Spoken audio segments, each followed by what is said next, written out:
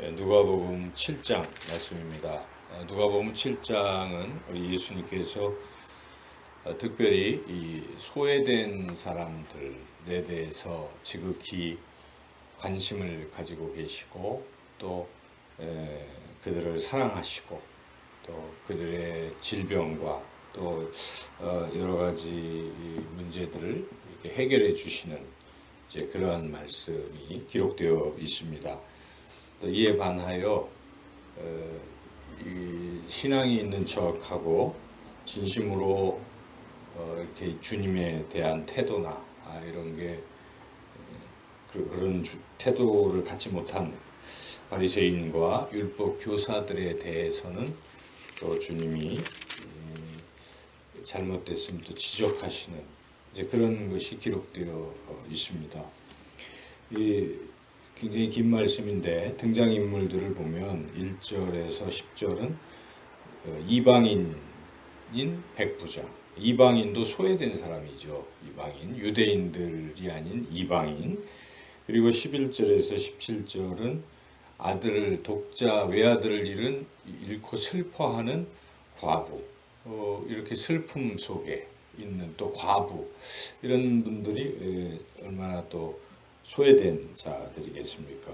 이제 그런 측면의 사람들이 이야기되어 있고, 또 마지막 비유에 가면은 그 여인, 죄 많은 여인, 그 이야기가 또 이렇게 쭉 나오죠. 그래서 죄를 짓고 바리새인들로부터 손가락질 당하고 정죄받고 하는 이제 그렇게 소외된 사람. 그래서 죄인 또 슬퍼하는 사람들, 이방인들, 어찌 보면 소외된 사람들을 이렇게 좀 대별하는 그런 거죠. 그래서 이런 사람들이 쭉 소개되어 있고, 이런 사람들에 대해서 예수님이 얼마나 관심을 가지고 계시고, 또 그들을 얼마나 이렇게 사랑하시고 하시는가 하는 모습을 보여줍니다. 첫째, 그 로마의 백부장, 이방인은 굉장히 예수님이 칭찬하셨는데, 그런데 잘 살펴보면 조금 의아스럽게 생각되는 부분이 있습니다. 이제 첫째, 그 백부장이 자기 사랑하는 종이 병들어 죽게 됐을 때 직접 오지 않고 사람들을 보냈죠. 예수님께 보내서 좀 오라. 이거를 생각해 보면 오라 마라 뭐 이렇게 함부로 하는 게 좀 그렇지 않겠습니까? 자기가 직접 와서 이렇게 모셔가고 해야 되는 것인데 이렇게 사람들 보내서 오라 하는 모습이 조금 그렇습니다. 그럼에도 불구하고 예수님께서는 이 백부장 이방인이 그 요청에 따라서 지금 그 집으로 지금 가는 거죠. 그래서 그런 모습, 예수님께서 그런 것을 아랑곳하지 않고 청하는 이에게 가시는 이 모습, 더군다나 이는 이방인이기 때문에 이방인을 이제 피하는 거죠. 유대인들은 이방인들을 이제 피하는데, 그럼에도 불구하고 예수님은 찾아가고 계신다 하는 이 부분이 우리가 좀 주목해야 되겠습니다.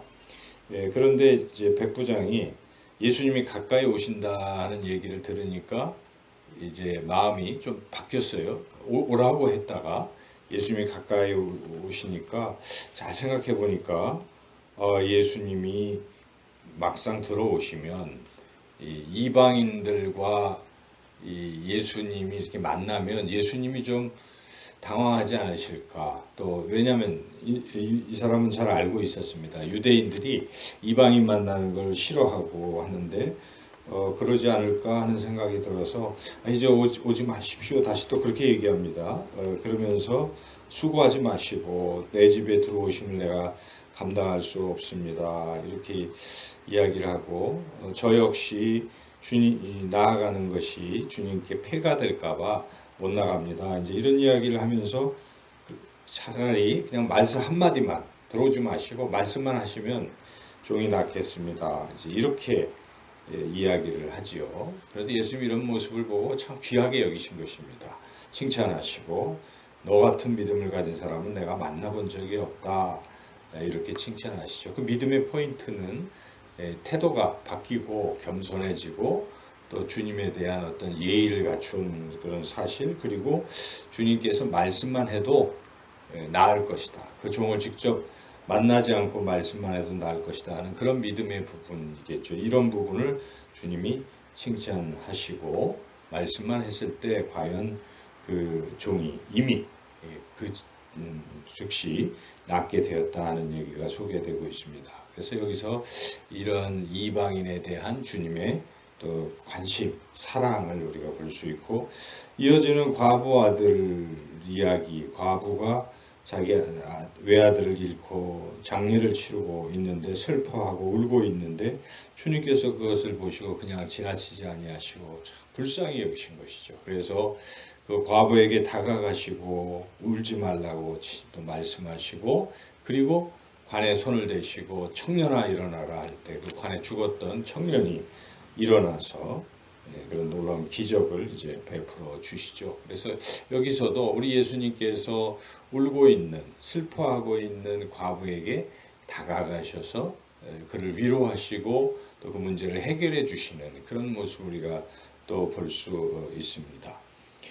그리고 또 좀 건너뛰어서 이제 한 여자와 바리새인 그 비유 이야기, 비교하는 이야기가 36절부터 50절까지 나오는데 그 내용은 그런 것입니다. 어떤 바리새인이, 그래도 조금 나은 바리새인이에요, 예수님을 초대했습니다. 식사 초대를 했습니다. 그래서 예수님께서 바리새인이 초청해도 또 가시는 겁니다. 이렇게 가셔서 바리새인 집에서 이제 식사를 이렇게 하시는데, 그때 그 동네에 한 여자가 와가지고 울면서 그 울음으로, 눈물로 예수님의 발을 적셔서 발을 씻어드리고 그 발에 입 맞추고 자기가 가장 아끼는 그 향유를, 옥합을 깨뜨려서 그 향유를 발에 이렇게 부어드리는 이러한 일을 했습니다.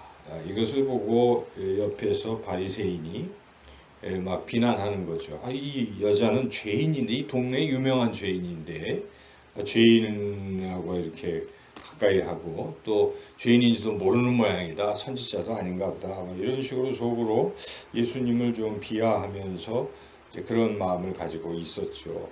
그때 우리 예수님이 그런 말씀을 하십니다. 사랑을 많이 받은 사람은, 죄사함을 많이 받은 사람은 더 많이 사랑하지 않느냐. 이제 그렇게 예수님이 말씀하시면서 비교를 하죠. 네가 나를 사랑하는 것보다는 이 여인이 나를 사랑하는 게 더 많다 하면서 비교를 합니다. 그 바리새인은 보통 손님이 오면 발을 씻어줘야 되는데 발도 안 씻어주죠. 그리고 그러나 여인은 눈물로 그 발을 씻고, 또 오면 입 맞추고 그래야 되는데, 서로 인사해야 되는데 바리새인은 식사 초대는 했지만 아주 무성의하게 예수님께 입맞춤도 안 한 것이죠. 그러나 그 여인은 그 발에다가 입맞춤을 할 정도로 그렇게 사랑을 보였고, 그리고 뭐 식사 대접은 하지만 뭐 소중한 것을 주는 것도 아니고 그냥 건성으로 형식적인 식사 대접을 한 것이죠. 그런데 예수님, 이 여인은 그 향유를 발에 부었다. 머리에도 감람유조차 너는 붓지 않지만 이 여인 봐라, 이 발에다가 이렇게 가장 비싼 향유를 붓고 있지 않느냐 하고 비교하시면서 이렇게 죄사함을 많이 받은 사람들은 더 사랑한다, 이런 말씀을 하시죠. 그래서 이 말씀의 골자는 우리가 예수님은 또 죄인들을 더 많이 사랑하신다, 이제 이런 이야기입니다. 그래서 이 죄인들을 얼마나 사랑하는가 하는 말씀, 그것을 지금 강조하고 있습니다. 우리 예수님은 이와 같이 소외된 자들에 대해서 특별한 관심과 사랑을 가지고 있다 하는 말씀을 이제 하신 것이죠. 자, 이 중간에 삽입이 되어 있는 세례 요한 얘기를 어떻게 해석할 것이냐가 7장의 참 중요한 관건인데, 세례 요한이 예수님이 이렇게 가난한 자, 소외된 자들에게 자꾸 다가가시고 그들에게 사랑을 베푸시고 능력을 베푸시는 것을 보면서 뜻밖의 이야기를 합니다. 예수님이 진짜 메시아 맞습니까? 이런 회의적인 그런 이야기를 하고 있죠. 그래서 19절, 20절 한번 같이 읽어볼까요? 요한이 그 제자 중 둘을 불러 주께 보내어 이르되 오실 그이가 당신이 오니까 우리가 다른 일을 기다리우리까 하라 하매 그들이 예수께 나아가 이르되 세례요한이 우리를 보내어 당신께 여쭈어보라고 하기를 오실 그이가 당신이 오니까 우리가 다른 일을 기다리오리까 하더이다 하니 이 말씀 보면 참 이상하잖아요. 이 앞부분에 1장, 2장에 그 세례요한이 소개되고 세례요한의 역할은 예수님의 신발끈 풀기도 감당할 수 없고 나는 예수님의 오실 길을 예비하는 자라고 스스로 알고 그렇게 열심히 사역을 했던 세례요한이 지금 이쯤 와서는 정말 맞습니까? 라고 회의가 들었다는 것이죠. 이렇게 이걸 우리가 어떻게 이해를 할 것인가. 이에 대하여 예수님이 답변하시는 것은 여기에 보면 나는 소외된 자를 위해서 온 거다 이렇게 얘기를 하는 거죠. 그래서 여기에 22절이 그 말씀 아닙니까? 예수님의 대답이 너희가 가서 보고 들은 것을 요한에게 알리되 맹인이 보며 못 걷는 사람이 걸으며 나병 환자가 깨끗함을 받으며 귀 먹은 사람이 들으며 죽은 자가 살아나며 가난한 자에게 복음이 전파된다 하라 이렇게 딱 답변하신 것입니다. 이 답변의 내용은 우리가 이미 앞에서 보았지만 예수님이 나사렛 그 회당에서 내가 온 목적을 주의 영이 임하니 하면서 바로 이 얘기를 했지 않습니까? 눈먼 자가 보고 눌린 자가 자유케 되고 그리고 가난한 자에게 복음이 전파된다. 그러니까 예수님은 눈먼 자, 병든 자, 가난한 자, 소외된 자를 위해서 오셨다는 것 아니겠습니까? 근데 그것을 다시 한번 말씀하시는 것입니다. 그런데 세례요한이 의심했던 이유는 메시아의 사역을 오해하고 있는 것입니다. 가난한 자, 눌린 자, 약한 자들에게 하는 것이 진정한 구원자의 역할이라는 것을 지금 세례요한은 오해하고 있는 것이죠. 그래서 우리가 주님이 그렇게 사역을 하시기 때문에 교회가 정말 바른 교회가 무엇이냐를 우리가 심각하게 생각해 봐야 됩니다. 진정한 교회가 무엇이겠습니까? 진정한 교회는 이 세상에 소외된 자에 대한 사랑을 가진 교회가 진정한 교회인 것입니다. 우리가 이 여러 가지 교회적인 활동들을 하는데 본질이 무엇일까를 잘 생각해야 됩니다. 잘못 생각하면 이 세례요한과 같은 그런 생각을 하게 되는 것입니다. 잘못된 것입니다. 예수님 말씀하십니다.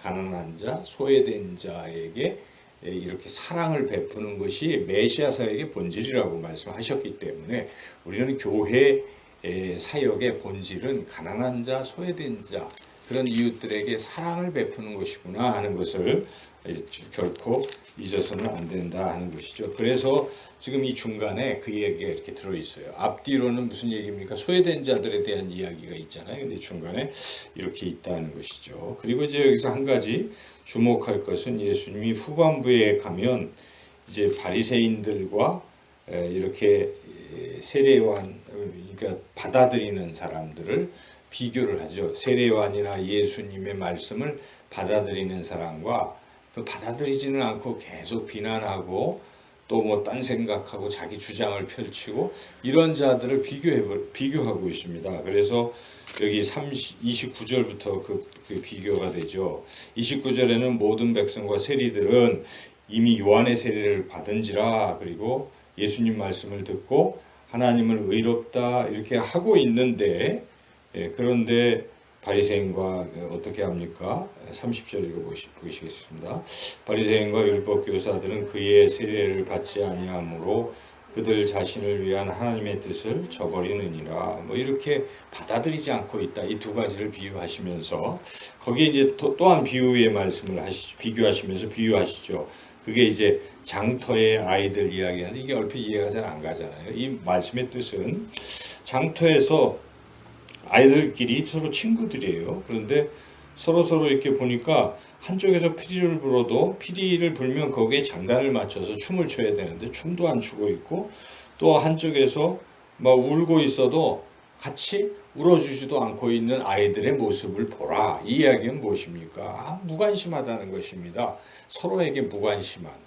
그러니까 바리새인들과 율법 교사들을 비유하고 있는 것입니다. 그들이 무관심한 것입니다. 세례 요한이 와서 회개하라 하고 그리고 세례를 이렇게 베풀어도 받지도 않고 무관심하고 자기 생각에만 골몰해 있고, 또 예수님이 지금 오셔서 이렇게 복음을 전하시고 가난한 자에게 이렇게 사역들을 하셔도 모르는 척, 무관심, 이런 자들이 있다는 것입니다. 그래서 33절, 34절에 너희들이 이 세례요한이 와서 해도 귀신 들렸다 하고, 또 인자인 예수님이 와서 뭐 해도 죄인들과 죄인들의 친구다, 이런 식으로 이야기만 하고 있지 않느냐 하고 지금 질타하시는 것이죠. 그런데 받아들이는 자는 내 자녀들이다, 이런 말씀을 하시는 것이죠. 35절 읽어보시죠.